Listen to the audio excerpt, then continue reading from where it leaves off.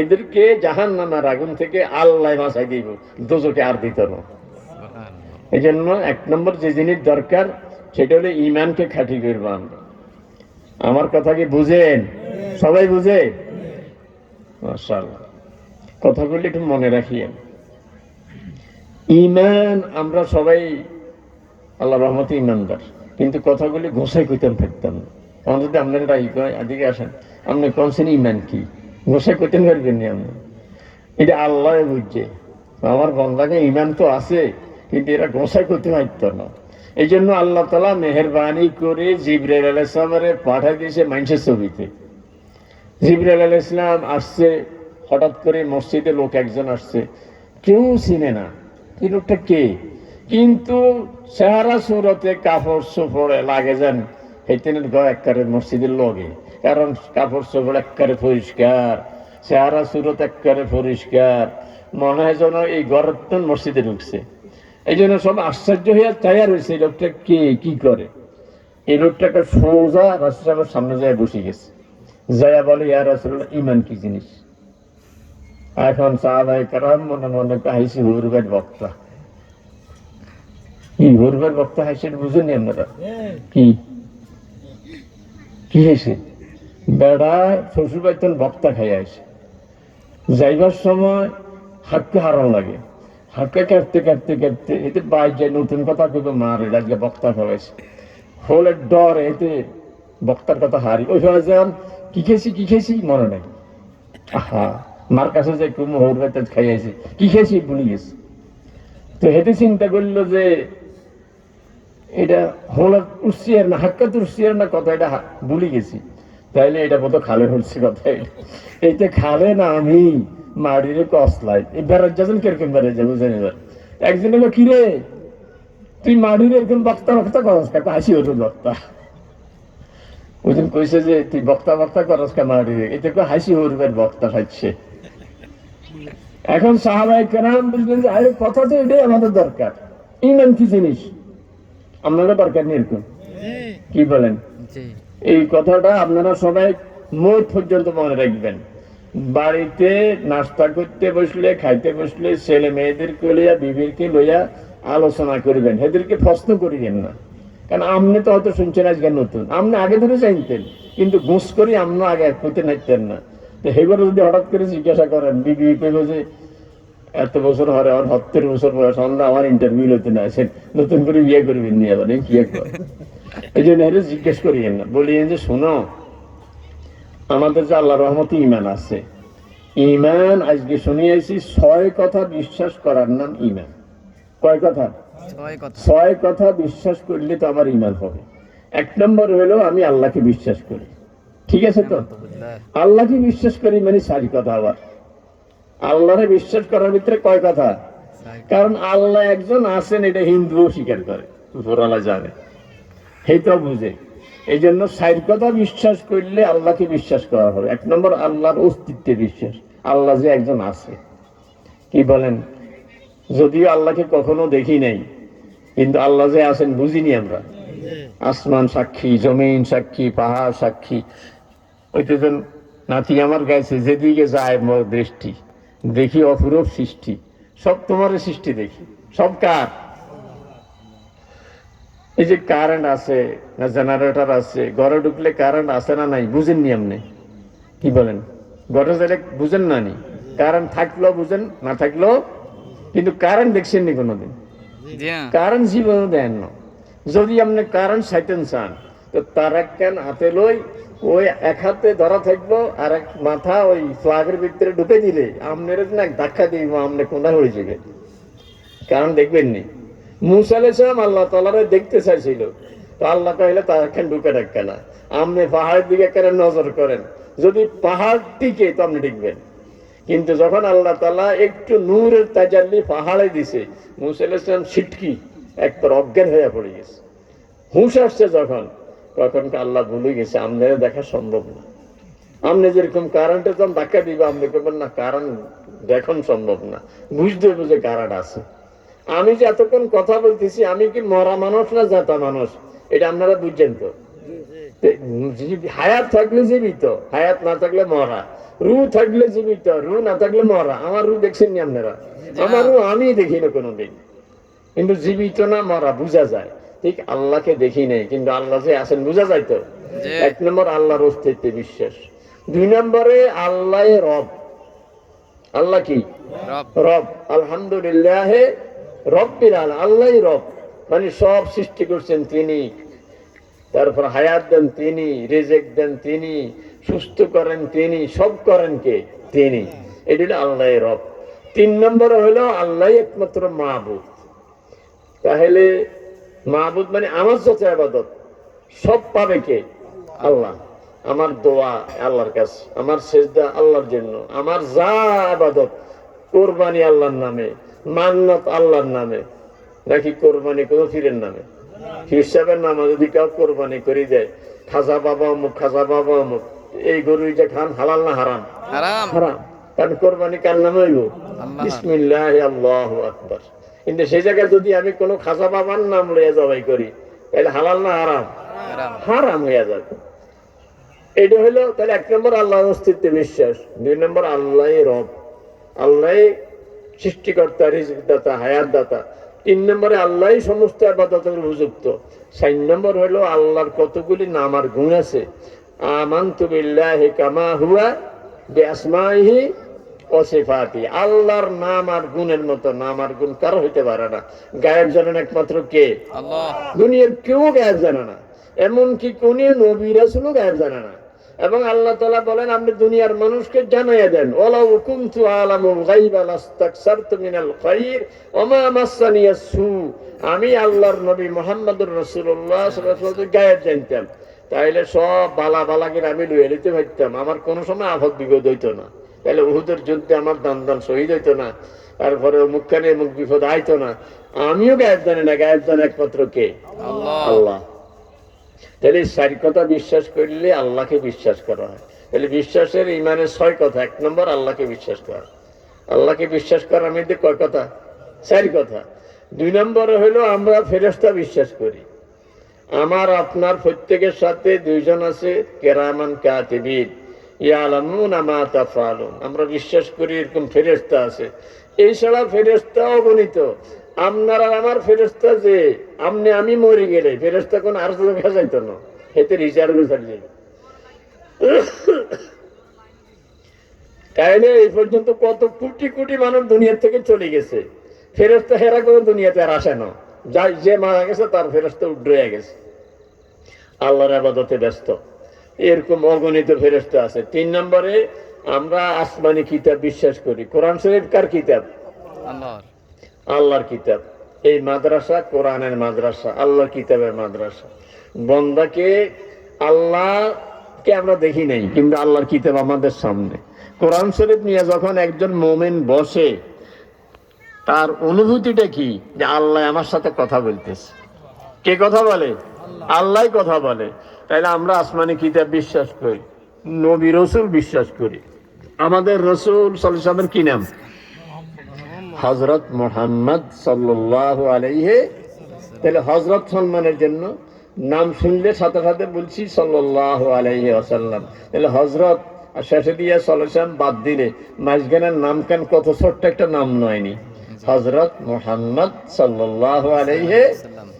তাহলে ওনার নাম জানি, ওনার কিছু জীবনীও আমাদের প্রত্যেকের জানা দরকার। এখন আল্লাহর রহমতে আপনি লেখাপড়া ছোটবেলায় করেন না, কিন্তু আপনার হুত মাশাআল্লাহ মেট্রিক পাস, আইএ পাস, মাদ্রাসায় পড়ছে, আপনার বউ মাশাআল্লাহ মেট্রিক পাস, আপনার মেয়ে লেখাপড়া করছে, আছে না এরকম ঘরে?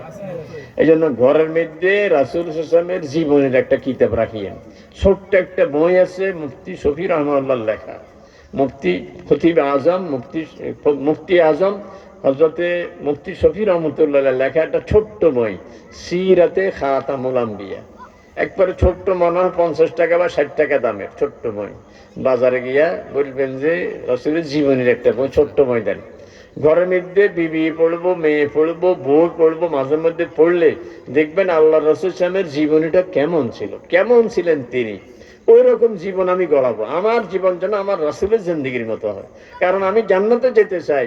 আমার রাসূল যেমনে যেমনে চলছেন এমনি চললেই তো, উনি কেমনে চলছেন আমি কিছুই জানি না, তাহলে আমি কেমনে যাবো? এই জন্য জীবনে একটা রাখবো। তাহলে 1 নম্বর আল্লাহকে বিশ্বাস করি, 2 নম্বর ফেরেশতা বিশ্বাস করি, 3 নম্বরে আসমানি কিতাব বিশ্বাস করি। আসমানি কিতাব মোট কয়খান, কার কাছে কোনটা নাজিল হয়েছে এগেন না জানলেও চলবো, কিন্তু আমাদের কাছে একটা আসমানি কিতাব আছে, এটা হলো কোরআন শরীফ। নবী রাসূল কতজন, কি নাম, এটা না জানলেও চলবো, কিন্তু আমাদের নবীর নাম হযরত মুহাম্মদ সাল্লাল্লাহু আলাইহি ওয়াসাল্লাম। 5 নম্বরে আমরা আখিরাত বিশ্বাস করি। এই দুনিয়া এটা হইলো আমাদের যাওয়ার পথের একটা ঘাঁটি। যাইবেন বরিশাল, ওই ইলিশা ঘাটে লঞ্চ থামে, থামে না? এরপরে ওখান থেকে আবার বরিশাল যায়। যাইবেন ঢাকা, লক্ষ্মীপুর যাই একবার থামে, বেগমগঞ্জে চৌরাস্তা যাইয়া থামে, কুমিল্লা যাইয়া থামে, ঢাকা যান। এরপরে আমরা চলার পথে ছিলাম রুহের জগতে, সেখান থেকে মায়ের গর্ভে। এখন দুনিয়াতে আমাদের যাত্রা বিরতি। এখানে কিছু সামান জোগাড় করে লইতে হইব। মায়ের পেটে সামান জোগাড়ের সুযোগ ছিল না, রুহের জগতে ছিল না, সামান জোগাড়ের টাইম এখানে। যেমন গাড়িওয়ালায় বলে দিয়েছে যা খাইন না আপনারা কুমিল্লা খাইলে, সামনে আর থামাথামি নেই। আপনি যদি ওখানে না খান তো হয়তো ভয়া মরবেন শেষ, বুঝলেন না কথা? সামান জোগাড়ের টাইম হলো দুনিয়া। এরপরে কবরে নামলে সামান জোগাড়ের কোনো সুযোগ নেই, শেষ সবাইকে জান্নাতে যেতে হবে। তাহলে আমরা আখিরাত বিশ্বাস করি, আর আমরা তাকদীর বিশ্বাস করি। এই 6 কথা বিশ্বাস করার নাম ঈমান। কথা বুঝে আসছে? তাহলে ঈমানকে খাঁটি করব। 2 নম্বর হইলো আল্লাহ রাসূল সাল্লাল্লাহু আলাইহি ওয়াসাল্লাম যেই কাজ যেভাবে করছেন, ওই কাজ ওইভাবে করার নাম হলো নেকামল। বুঝে আসছে নি? এখন নামাজ রাসূল সাল্লাল্লাহু যেভাবে পড়ছেন, রাসূল সাল্লাল্লাহু আল্লাহ কি বলছেন? ইয়া আইয়ুহাল মুযাম্মিল কুমিল লাইলা ইল্লা ক্বালিলা নিসফাহু আও ইনকুস মিনহু ক্বালিলা আও জিদ আলাইহি ওয়ারাত্তিলিল কুরআনা তারতিলা। বলছেন যে আমার নবী আপনি রাত্রে তাহাজ্জুদ পড়েন, অর্ধেক পড়েন, অন্য সময় কমও পড়েন, বেশিও পড়েন, তবে নামাজের মধ্যে কোরআন শরীফকে তারতিলের সাথে পড়তে হবে, সহি শুদ্ধ কোরআন শরীফ পড়তে হবে। এই জন্যই এই যে নামাজ ভঙ্গের কারণ 19টি আছে না? 1 নম্বর কি? অশুদ্ধ তেলাওয়াত। তেলাওয়াত যদি অশুদ্ধ হয় তাহলে নামাজ হইব নি? একজনে মানে একটু টানের ব্যাস কমে আসমান জমিন ব্যাস কম হয়। যেমন কি বলে, রব্বানা লা তুআখিযনা ইন নাসিনা আও আখতানা। হে বলে রব্বানা লা তুআখিযনা ইন নাসিনা আও আখতানা, মানে আখতানা কইয়া টান দেন, নাসিনা কইয়া টান দেন। তাহলে নাসিনা মানে আল্লাহ যদি আমি কোনো ভুল করি আপনি আমারে মাফ করে দিন। আর যদি টান না দেয় অর্থে আল্লাহ বেডিরে যা ভুল করছে হাসিনা আর খালেদায়, এটা আল্লাহ আঙ্গুরে ধরিয়েন না। কারণ ওই যে হাজামা মুয়ান্নাসে গায়, মানে এটা বেডির কথা কয়। লা তুআখিযনা ইন নাসিনা আও আখতানা, আখতানা কয় না, নাসিনা কয় না। ইসলামের শুরুতে ধরিয়ে মদ হারাম হয় না, মানে ধাপে ধাপে মদ হারাম হয়েছে। প্রথম আল্লাহ কইছে যে এটা ক্ষতি বেশি, সামান্য কিছু হুকার আছে, কারণ কোন জিনিসও হুকার নাই। আমরা যদি লক্ষ্মীপুরে যত চোর আছে, এই যে সরমণি, টুমচর, কালীচর, শাকসর যা আছে সব চোর করে একসাথে করি একটা সরকারিভাবে মিটিং দেয়, তোমরা চুরি করো কিনলে কছেন। হেতারা খাড়াই কেব স্যার আমরা যদি চুরি বন্ধ করি এই দেশের বহু মানুষ বিপদে পড়ে যাবে। তো কি 1 নম্বরে পুলিশ অর্ধেক হয়ে যাবে, এত পুলিশ কিনত চোরে নেই দেশে, তাহলে পুলিশ কমে যেত না। তাহলে এখন বাংলাদেশে যদি পুলিশের সংখ্যা 5 লাখ হয়, 2.5 লাখ পুলিশ চাকরি হারাইব স্যার আমরা চুরি বন্ধ করি। 2 নম্বরে স্যার মৌসুদের হাট ধরে এই সমনি বেগমগঞ্জে হয়তো তো ওয়ার্কশপ কথা কিনাছে এই দরজা জানালা বানানোর লাই, এত ওয়ার্কশপ লাগতো না, কিন্তু দরজা জানালা চোরে নাই। তাহলে এক এক ওয়ার্কশপে কত লেবার খাটে, এই হাজার হাজার লেবার দেশের বেকার হয়ে যাবো যদি আমরা চুরি বন্ধ করি। স্যার চুরি না করলে দেশ চলতো না। এটাকে বক্তৃতার কোনো, ওই যে ভারতের একজন প্রেসিডেন্টের হিসাব খাইছে না, গরুর হিসাব খাইছে না নি, এটা হচ্ছে জিজ্ঞান করে, এটা গরুর হিসাবে হুকার আছে, আমনে মানুষের হেকানের ভিতরে হুকার আছে, কোনটাই হুকার নাই। আল্লাহ কয় মদের ভিতরে উপকার তো আছেই, কিন্তু ক্ষতিতে ভরা, অসুবিধায় ভরা। এরপরও বুঝে না, কেউ কেউ এরপরও কিছু কিছু খায়। তো নমাজে খাড়াইছে যে এই সময়ের মদ, এখনকার 7 আপ আরসি কোলা, এটা কোলা হিরের মতো আসিলেরই খাই, নমাজে হরতে খাড়াইছে। একজন হরে কুল ইয়া আইয়ুহাল কাফিরুন আ'বুদু মা তা'বুদুন, লা আ'বুদুর জায়গাতে লা বাদ দিয়ে লাইছে, লা বাদ দিয়ে হরে আ'বুদু মা তা'বুদুন ওয়া আনতুম আ'বিদুনা মা আ'বুদ ওয়ালা আনতুম ওয়া আনতুম। আল্লাহ তাআলা সাথে সাথে আয়াত নাযিল করি, না এই খাইলে নামাজের 1 ঘন্টা আগে খাইবা। এখন বুঝছে যে খাইছে না, এটা খাই নামাজ পড়লে তো আল্লাহ নামাজও কবুল করতে না, এই আস্তে আস্তে বাদ দেওয়া শুরু করে দিয়েছে। এখন দেখছেন একটু টানের অভাবে লা আ'বুদু লা আ'বুদু, লা আ'বুদু মানে আমি মোটো ইবাদত করি না, তোমরা যেদিন করো আমি করি না। আর যদি বলেন লা আ'বুদু মা তা'বুদুন, তাহলে অর্থ তোমরা যা করো আমি একবারে অবশ্যই অবশ্যই একদিন ব্যাজ্ঞান করি, উল্টে জানা অর্থ। এই যে অশুদ্ধ তেলাওয়াত, কুল ইয়া আইয়ুহাল কাফিরুন, হেতে কুল এটা জায়গা ধরে কুল ইয়া আইয়ুহাল কাফিরুন, মানে এই কথাটারে খেয়ালান, কুল খেয়ালান এটারে, আর হচ্ছে কুল মানে বলেন আপনি। একটু বেশ কমে আসমান জমিন বেশ কম হয়ে যায়। এই জন্য নমাজ ভঙ্গের কারণ হইল অশুদ্ধ তেলাওয়াত। এখন কোন এলাকার যদি ইমাম এরকম হয় অশুদ্ধ তেলাওয়াত, তাহলে ইমামের নমাজ জন হয় না, মুসল্লিকে নমাজ হইব নি। রাসূল সাল্লাল্লাহু বলেন আল ইমানু যামিনুন ওয়াল মুয়াজ্জিনু মুতামিনুন, ইমাম হইল মুসল্লিকে নমাজের জিম্মাদার। এই জন্য আপনারা খুব বাসি গণিবাসী চলবেন। আমাদের নোয়াখালীতে এরকম আশা করি নাই, কুমিল্লার ওদিকে তো কেরাতের জন্য প্রসিদ্ধ, কিন্তু মাঝে মধ্যে ঢাকায় অনেক সময় যে যাই, হয়তো কোনো এক মসজিদে থামছি নামাজটা পড়ার লাই, কেরাত দেখলে তাড়াতাড়ি গাড়ি করে তাড়াতাড়ি সামনে যে উঠতে হইব, এর নজর যাইতো না, তো যা হলে এই হাইয়ানি বাইয়ানি দিয়ে কোনো নামাজ হইতো না। এই জন্য 1 নম্বর শর্ত তো হইল, আল্লাহ রাসূল সাল্লাল্লাহু বলেন ইমামতির জন্য আওলাকে আওলান নাস বিল ইমামা আকরাউহুম বিকিতাবিল্লাহ, যে আগে 1 নম্বর সহিহ শুদ্ধ তেলাওয়াত জানে। একজন আলেম বড় কিন্তু কেরাত অশুদ্ধ, এটা দিকে আমি আলেম ফাঁস, আমি ফাজল ফাঁস, এটা বলে বাট ফাঁস দিকের মতো দিক নেই, ফাঁস আছে কি নেই, দিক নেই। এই ফাঁস দরকার নেই, আমার দরকার কোরআন শরীফ তেলাওয়াত শুদ্ধ করা। বুঝেননি কথা? এই জন্য আমরা নিজেরাও কোরআন শরীফ বিশুদ্ধ তেলাওয়াত করেন। এই যে আপনার এখানে সুলতানুল উলুম জমেরিয়া মাদ্রাসা, আমি 2014 বা 15 এরকম হবে রমজানে উমরাতে ছিলাম মক্কা শরীফে, রমজানে তো এই তেকাফও করছি মক্কা শরীফে, বাইতুল্লাহ শরীফ। তা আমার সাথে একজন বসছে এতেকাফ, খুব পরিচিত আমার আপন মানুষ, উনি মাদ্রাসায় কোনোদিন পড়ে না। তো যে এতেকাফে তো ধরেন 24 ঘন্টা একসাথে থাকি, উনি কোরআন তেলাওয়াত করতেছে এত সুন্দর, আমি মনে মনে চিন্তা করছি যে ইনি তো মাদ্রাসায় পড়ান, এত সুন্দর কোরআন শরীফ শিখছে কই? মনে হয় উজানিতে মমিন বাড়িতে এরকম কোনো বড় কারি সাহেবের মাদ্রাসায় যাইয়া কোরআন শরীফ শুদ্ধ করে নিছে। তো ওনারে বললাম যে আপনি কোরআন শরীফ কোথায় পড়ছেন?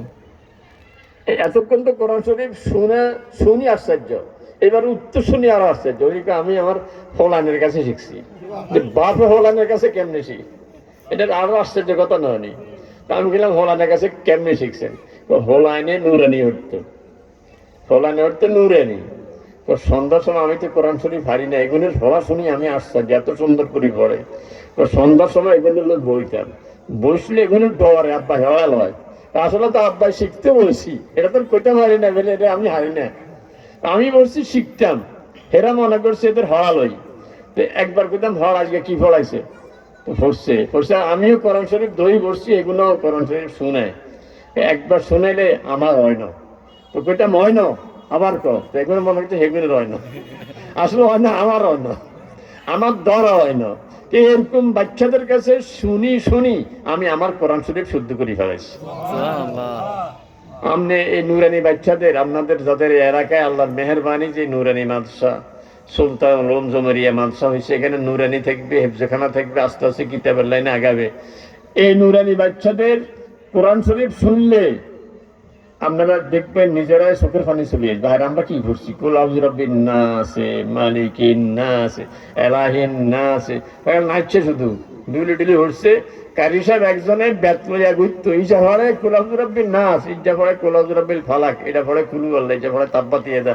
সবক লইতে লইতে হুজুর 1 ঘন্টা চলে গেছে। হুজুরের কিনবো তো শুনছি একখানে হুজুর টিকে না। একবার আসিল বড় সারা কিরে এলাকায় কোনো হুজুর টিকে না। এতে কয় হোলা মাইন্ডের শেষ একটা হলা হলাই একটা চিৎকার দি জাক্কুর দি হলাই না কি হেরে নেড়ে যাত্রে কদিন, হেরে নেড়ে যাত্রে কদিন। তো এলাকার মানুষ খুব খুশি, বেডিরা খুব খুশি। আমি বললাম কি সুন্দর করে হলে আমার নানা হুজুর একদিন আছে এক হুজুর সেখান দিয়ে জাম দিচ্ছেন কি হলাই এটা কি হয় কি কর। তো ওই ওস্তাদ গেছে টয়লেটে, ওস্তাদ গেছে টয়লেটে আয় সাহায্য করে কি ফলে সবাই মিলে কি হলে হেরে নেড়ে যাত্রে কদিন। তো এই বেড়া নতুন বেড়া কয়েছে হিয়ার হর লাইন ক এতন করে খাইবেন কদিন, এতন করে খাইবেন কদিন। অন হুজুর টয়লেটে তো না দেয় যে কি আর কয় এমন হওয়া দিছে হেরে নেড়ে যাত্রে কদিন। এটা আবার কেছে এতন করে খাইবেন কদিন। ওইতে তাড়াতাড়ি এলাকার তখন বাকি চলে গেছে, ধরা খাই গেছে। ফলাইনে শুদ্ধ হইতো না। আর এখন নুরানি ফলাই কিরকম বোর্ড সামনে থাকে, ফলা মাইনের হাতে সিলেট থাকে, হুজুরে বোর্ডে লেখে আলিফ, পোলা ফান্ডে দিয়া 100 বার কয় আলিফ। এরপরে হুজুরে বোর্ডে লেখে, পোলা ফান্ডে আবার সিলেটে লেখে। পোলা ফান্ডে সবে সিলেট ধরারও সিস্টেম কি এই নাকের নিচে এমনি দেখছেন নি, এমনও ধরে না এমনও ধরে না, একটা ধরারও সিস্টেম আছে, এমনি সব দেখায়। মাঝে মধ্যে নুরানি মানসার পাশ দিয়া জাম ধরলে বাচ্চাটা যে বাইরে থেকে লেখি মানসার দিকে যায়, সিলেটের এরকম করে লিয়ে যায়। আমি থামাই, লেখা দেখলে এত সুন্দর লাগে, কি সুন্দর করে লেখছে। এই 100